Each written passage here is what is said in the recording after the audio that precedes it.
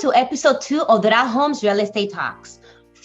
People come from the information, but they stay for the community. We are back with another exciting episode, and I am thrilled to have you all here. Today, we have a powerhouse in the Doral real estate scene, Luz Abreu. She's not just a local realtor, she's also a broker owner of Home Miami Realty. Plus, she brings a wealth of knowledge as an international Mike Ferry coach.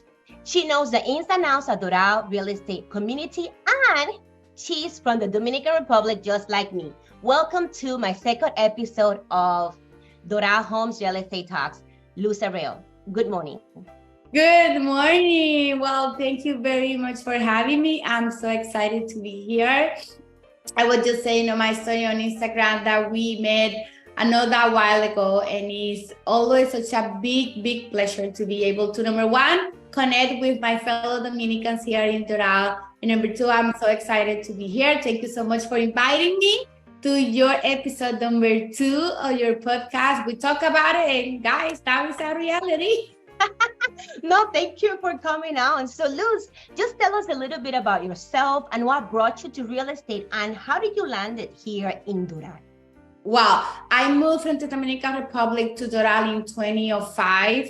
The main reason why I decided to come to Miami at that moment was because, trying to have a change in my life at that moment. I have had my green card for such a long time, and I have never wanted to actually live outside of the Dominican Republic. But, I'm very grateful that I made the decision. It has been amazing. I have been living in Doral for 16 years now, such a beautiful city. I have great friends here. I have been able to help so many people. And it's, now I consider Doral my town, the place that I live, joy, work, and have fun. And this is such a beautiful city. I know. I mean, sometimes it feels like we have preference because we actually live here, but we chose Doral. I chose Doral. Yeah, I chose Doral too. When I moved here, I got a job here in 41st Street, and I remember I used to live in Homestead, and my boss at that time, he was like, "No, Luz, you need to live in Doral. Homestead is so far away." And then I'm grateful that he laid out all the things that I needed to do to be able to afford my first house here in Miami. And I think I got my first house here. I was 7 months in Miami when I already was able to buy my first house here in Doral. Wow, what a high achiever. I've only been here for 7 months and I'm going to buy my first house. So what inspired you to take that step? That around me that I am a high achiever. Yes, I think I am. Yeah, but seriously, what got you to say, you know what, I just got here, but I'm gonna stay for the long haul, to decide to let me buy a house? So what was that? The first thing that happened to me was when I decided to come to United States. It was a test, yes, of course, at the beginning. But when I saw all the possibilities that this country had for me, there was no other choice to make. And then when I started working in Doral and see Doral was such a different city from what from Homestead, let's put it that way. From Homestead to Doral, it's nothing to compare. And I felt so welcome in the city. The city looks so vibrant to me at that moment. Most people were Latinos, so it was easy to keep my culture. And then I started hanging out with Venezuelan, with Colombian, with Brazilian. And then I was like, oh, I like this vibe. It's a melting pot. It's a melting pot, exactly. Then I learned that topic that says melting pot. But for me, Doral is number one. Something that grabbed me was so close to the airport. There was so many restaurants, and now we have so many more restaurants from what we have at that time. The city was growing, so in my career, it was perfect. It was the perfect opportunity for me to tap into that, because I knew I was going to grow with the city. So I had that opportunity to see myself growing with the city, and that's exactly what happened. Doral is nothing as it was 60 years ago when I moved to Doral.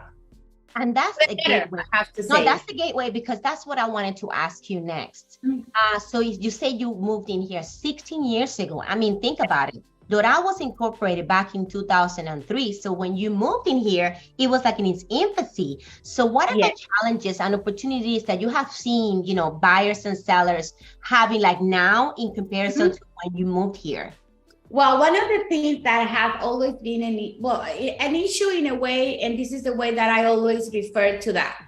When Doral started growing, I remember my friends, they used to say, oh my God, Doral is going to be the next scandal. Look, all the construction is going to be a lot of traffic. And I never forget that I used to say this line, and I still use it. And I say, well, grow comes with traffic.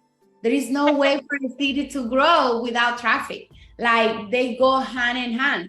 So I will say that the biggest challenge that we as you know, residents of Doral, and mostly the people that live like, you know, from the 41st and up, like I live on the 33rd Street. So I don't see that much traffic in my street.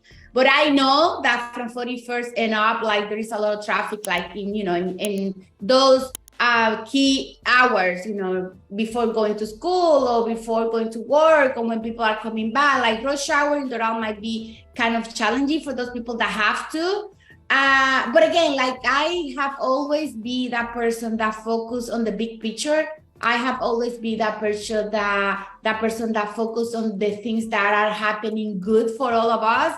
And the truth is that Doral has grown exponentially. Now we have able to have a downtown Doral that we didn't have it before. We have a midtown Doral that we didn't have it before. Now we have a city place where it's like cinemas, stores, gym to the quality of anatomy that those gyms are like in a very top cities and like neighborhoods, because it is targeted to a very specific high clientele. So like when we see all the beautiful things that are happening to Doral, and this is still such a beautiful, family-oriented, safe community, for me, to be very honest with you, I don't see myself living in any other place than Doral. Me neither. I mean, I know I live here, but there's a reason why people are flocking to Doral. I mean, we have, the last time I checked, over 81,000 residents. And it keeps growing, and it's gonna keep growing because more developments are coming to Doral. And one of the things that people love, I think, about Doral is, number one, we are so close to the airport. Like I travel a lot, and it's so easy for me to grab an Uber 5 a.m. in the morning, and by 5:20, 5:15, I'm already at the airport. Like that's goal right there. When people, like when I travel, sometimes I have to drive an hour, commute an hour to go to from the airport to whatever I'm going to stay. So the fact that we are so close to the airport is for me specifically is like amazing, absolutely amazing. When I'm coming back from wherever I am in the world, I go like, oh my God, 15 minutes I'll be home. No, I mean, I know we take it for granted, or some people might take it for granted, but even when you live in a big city, 5 miles or 20 miles make a big difference in traffic. Oh, yes, We have easy access with the turnpike or the freeway. And it takes me back to when I was in Alabama. I don't know if some of our listeners know that I was in the military, and my last duty station was in Alabama, in a little town called Enterprise. So for me to travel, like if I wanted to travel anywhere internationally, I would have to drive 3.5 hours to Georgia, to Atlanta, or to the bigger city in Alabama. So it was like, so when I wanted to come down to Miami, it was a 10-hour drive, but it was faster. Because if I had to drive 3.5 hours to the airport, think about it, you have to be there 2 to 3 hours prior. Yes, exactly. Then by the time you come, it's 10 hours. I was like, you know what? Let me just drive. Yes, yes. So I do like that, the fact that we're so fast, so close to the airport. So close. It's so close to the airport, and it makes our life easier. And one of the things that I have seen since I moved to Doral 16 years ago is like, this community is all about lifestyle. It's all about having a good life-work balance. I remember when I moved here, I used to go to the gym with my friends at 8:30. And at the beginning for me, that was late because I came from the Dominican Republic, where I used to go to the gym at 5 a.m. But then I liked it. I was like, oh, this is cool. Then, thanks God, I went back to my old routine. That is waking up at 5 and going to the gym like very early in the morning. But now this is what I do. Like some days when I decided that I'm gonna take the morning off, I go like, okay, let me be like these richest ladies in Doral that they go to the gym at 9 a.m. and then they go for breakfast with their friends. And then, so that I do it because it reminds me that time when I moved here that I was exploring the community and understanding how I was living in Doral. And, you know, like after you live here, you will be able to do whatever works for you. But this is a city that even when my friends come from other states inside the United States, they always say to me, like, wow, Luz, people look so happy here in Doral. Yeah, it's true. It's true because I like to refer to Doral as like a little gem in Miami because we're so close to everything. The airport, the beach, you know, the downtown Miami. We have our own downtown. We have everything right here is a hub. And you don't have the feeling of like Brickell or like the big city hustle and bustle or the people rushing. We don't have that. Even though we do have some traffic, it's not constant. You know, once you live here, you know exactly when to leave the house or not to leave the house or which streets to get. But now that we're talking about, you know, how people love living here, I just wanted to ask you this question. So what advice would you have for first-time home buyers that might be looking into moving, you know, any tips to make a smooth move if they decide to come here and make Doral their home?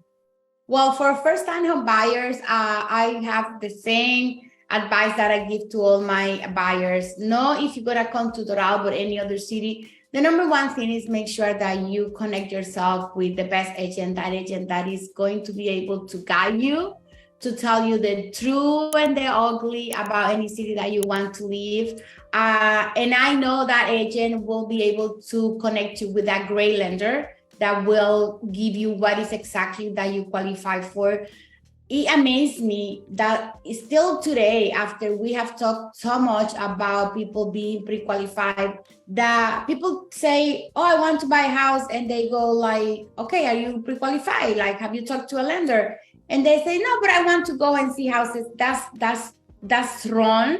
The first thing that you need to do is to go through that process because you're going to know exactly what you qualify for. And then the agent is going to be able to focus exactly on that price point, that budget that you have. When moving to Doral, one of the things that I will consider is, and not even to Doral, like to every city, but a specific Doral that we're talking about, like if you have kids, make sure that you study the schools. And then even though most of our schools here in Doral are great schools, if you want a specific school, make sure that the residents or the area or the neighborhood that you're gonna live qualify to be on that school that you wanted to do you want your kids to go, so that way the process is much easier. Is walkability is important to you, then you know for sure you will have to be Midtown Doral, you will have to be in downtown Doral, or those areas that are easy for you to walk. Otherwise, here in Doral, we have public transportation, but it's not like, you know, like other cities. We're not like in New York. Exactly. It's not New York because, again, we are not New York and we never want to be New York. Let's put it that way. Not because New York is bad, but it's because it's a different vibe. Like, I love to go to New York. I love the walkability in New York, but we don't have that here in Doral. And that doesn't mean that New York is better and Doral is not, or vice versa. What it means is target to a different audience. It's target to a different communities and popularity and needs. So, but again, we have here downtown Doral that if you're looking for walkability and at the same time you want that Cali family atmosphere, then downtown Doral is for you. But if walkability is not what you're looking for, then any other community in Doral has so much to offer. Most of the communities here have clubhouse. They will have pools, tennis courts, like golf course. Like right now, my house is across the street from the golf course. Like sitting at my house and overlooking the golf course it's just a beautiful feeling that is not so easy to find in any other places. What else can I say? focus on the things that you can afford. I say that to all my buyers. Your first home is not your forever home. So instead of trying to be frustrated or, oh, but is it that, I want this house, but you cannot afford that house now. So let's focus on the house that you can afford. Be grateful. Always be grateful for what you can achieve now. And I know God, the universe, whatever you believe in, is going to be able to give you that access that you need to the next level. But start someplace. When you rent, everybody knows that, you are just paying somebody else's mortgage. So give a trust of faith to yourself. Just start building your wealth by buying something that later you will have something to trade in for. Because when you rent, it's like, okay, bye, ciao, here's your deposit if you didn't destroy the house. But when you have, for instance, this house, Betty, I bought this house in 2015 for $242,000. Today, this house is $600,000. That's crazy. That is crazy. I mean, that is the best advice that I'm glad that it's coming from someone else other than me, even though we're both agents. It's like people say, but I don't want to pay a mortgage. It's like you are paying a mortgage, just not your own. Exactly. Thank you. But no, you're on. And that's something that I always say to my buyers. When they come to me now saying, oh, but interest rates are so high. I say but when the interest rate were in the floor, my interest rate is 2.75. So why you didn't buy when I bought my house? Mm-hmm. And something that I always say, for instance, when I bought my house in 2015, my interest rate at that moment was 4.75. And then a year later, I refinanced. I cut to 15 years, and then it dropped dramatically from 4.75 to what I have today, 2.75. But what I'm trying to say here is you have to make the decision to do what best works for you and for your family, knowing that the prices in Doral, and I will say everywhere in Miami, are going to keep increasing because Miami is the place to be. Everybody wants to be here. If you I'm not that person that is glued to the news, but of course everything real estate related, I know and I watch and I know what is going on.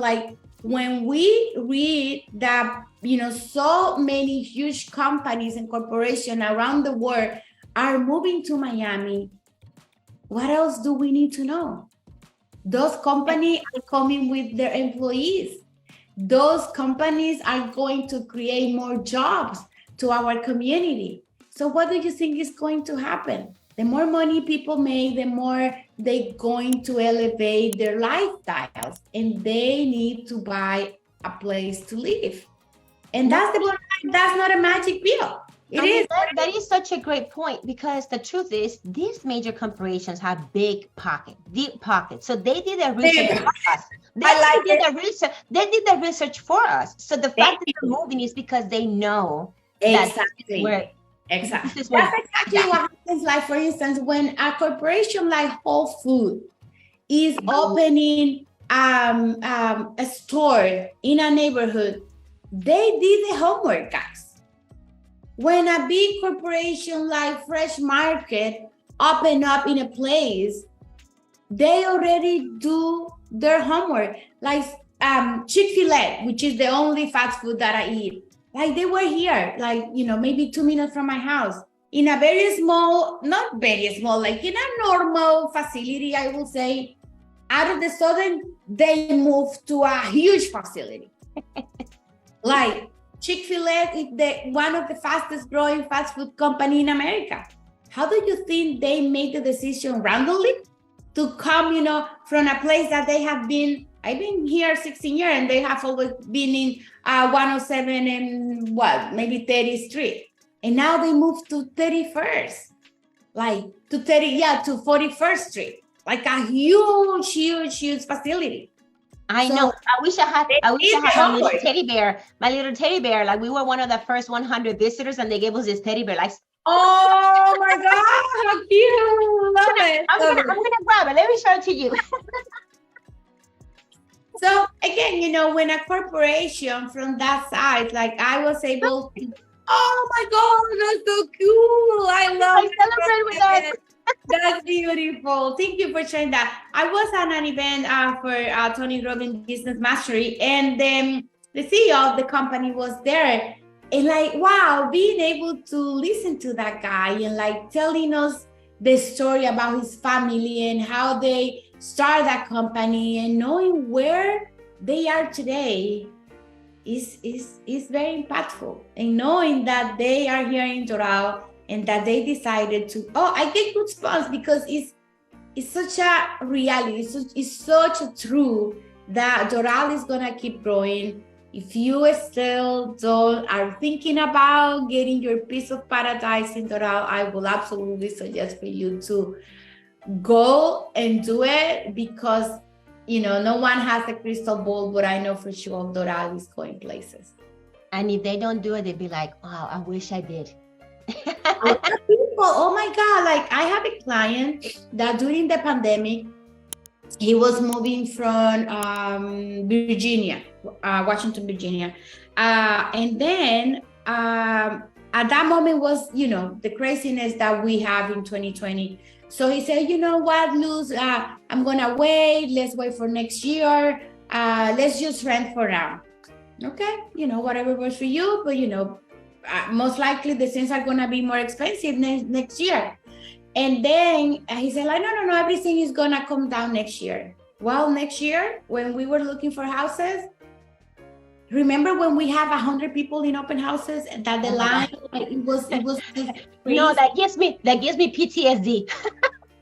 I don't want to, that was so bad. Crazy, but you know what? I am so grateful and so proud of them that they were able to pull the trigger and we were able to find the perfect house for them. Now, at that same time, when he bought his house, he referred me to one of his friends, and then his friends like, oh no, I don't want to be like an hour in an open house. Let's just wait. Now, the same house I sold to my client is double. So now his friend is not able to afford it. That's crazy. I just feel so bad. The cost of waiting. That's what I call. Not only that, it's just like, because we are the agents and we actually know the ins and outs of what's happening in the area, but sometimes it falls to deaf ears because they believe, they just want to get paid. They don't want to take it for face value. No, we're telling you what we know. Exactly. So this is so good that you're saying that. I agree. Like some, and I think that we as a real estate agents, that's something that is our responsibility to be able to show the clients that we are coming from contribution. And I know, some agents will go only because this going, they're going to get paid. But if you have that feeling, just read the agent's reviews and you will be able to see. If the agent has good reviews in Google or Zillow, whatever on the platform, people will say if they at any point felt that agent was only hunting their commission. Got you. Yeah, that's such a good advice. No, and that will give the client that certainty that you as a real estate agent are protecting the client, and the client is gonna feel like, yes, this person is coming from contribution. This person really wants for me to do the best I can for my family with the resources and situations that we have right now. Later, I always say to my clients, I understand that you want a bigger house now, but right now, maybe what you can afford is a 3-bedroom, 2-bathroom. So let's buy now this one, stop paying rent, and then 2 years from now, we will trade. Right. That bedroom, 2-bathroom, we will have something to trade. And then we're gonna go and buy the 4-bedroom or 5-bedroom or whatever the case you need.